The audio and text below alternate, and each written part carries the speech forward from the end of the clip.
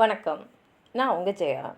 இன்றைக்கி நம்ம இந்த வீடியோவில் இயேசு காவியத்திலேருந்து ஊதாரி பிள்ளை இந்த பகுதியை பார்க்கலாம் வாங்க. விடன் பிறந்தவர்களுக்குள்ளே போட்டி பொறாமலாம் இருக்கலாம். ஆனால் அவங்க எல்லாரையுமே பெற்றோர்கள் சமமாக தான் நடத்துவார்கள் அப்படின்றது தான் இந்த பகுதி நமக்கு எடுத்துக்காட்டுது. தந்தை ஒருவர், அவருக்கு 2 மகன்கள். ஊர் முழுக்க அவர் செல்வத்தோடும் அவர் வாழ்ந்து வந்தார். அவருடைய மூத்த மகன் குணத்தில் சிறந்தவனா, அப்பா என்ன சொன்னாலும் மதித்து நடக்கிறவனா இருந்தான்.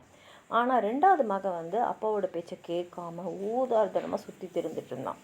ஒரு நாள் இந்த இளைய மகன் அவன் அப்பா கிட்ட போய் என்னோடய சொத்தை பிரித்து தாங்க அப்படின்னு ரொம்ப கட்டாயப்படுத்தினான். வேறு வழியே இல்லாமல் அவங்க அப்பாவும் சொத்தை பிரித்து அவனுக்கு சேர வேண்டிய பங்கை கொடுத்தாரு. அவருடைய பையனுடைய போக்கை பார்த்து அவருக்கு ரொம்ப மனசு கஷ்டமாக இருந்தது. இருந்தாலும் இந்த செல்வத்தை வச்சு அவரோட பையன் நல்லா வாழ்வான் அப்படின்னு அவர் நம்பினார். ஆனால் அதுக்கு எதிர்மாற அந்த இளைய மகன் என்ன பண்ணான்னா, அந்த சொத்துக்களெல்லாம் ரொம்ப குறைஞ்ச விலையில் விற்றுட்டு அதன் மூலமாக கிடைச்ச பணத்தை எடுத்துக்கிட்டு வெளிநாட்டுக்கு போய் அங்கே மாதுன்னு அவன் மனம் போன போக்கில் வாழ்ந்தான். அவன் எடுத்து வந்த எல்லா பொருளையும் அவன் இழந்துட்டான். அந்த நாட்டில் பெரும் பஞ்சமும் அந்த நேரத்தில் ஏற்படுத்துச்சு. அந்த பஞ்சத்தில் சிக்கிக்கொண்டு மீளவே வழி தெரியாமல் அவன் நல்லாவே மாட்டிக்கிட்டான். அவன் நாட்டை சேர்ந்த மனிதர்களை சந்தித்து ஒரு வேலை தேடி அலைஞ்சான்.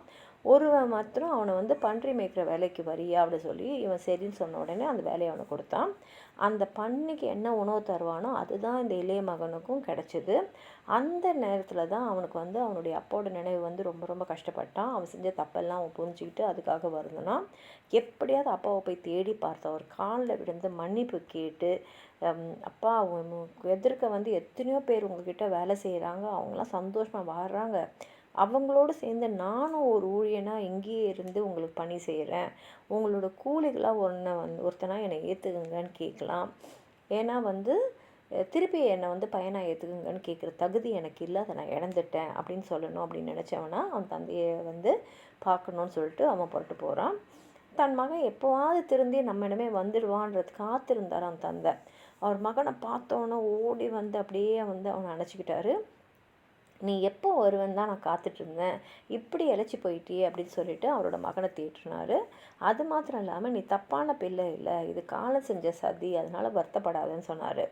அதுக்கப்புறம் பணியாட்கள் எல்லாம் கூப்பிட்டுட்டு பட்டாடை, நகைகள், அலங்கார வகைகள் எல்லாத்தையும் கொண்டு இவனுக்கு போட்டு விடுங்க அப்படின்னு சொல்லிட்டு ஆணையிட்டார்.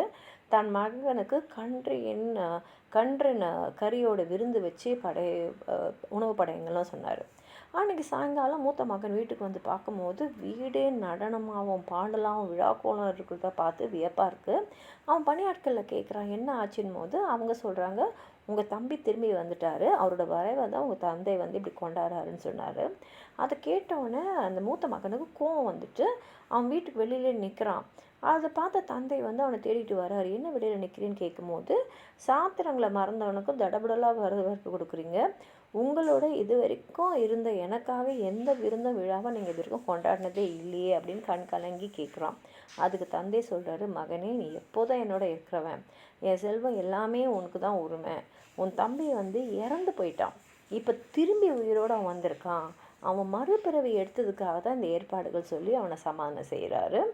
அதுதான் இந்த பாடல். வாங்க பாடலை படித்து பார்க்கலாம்.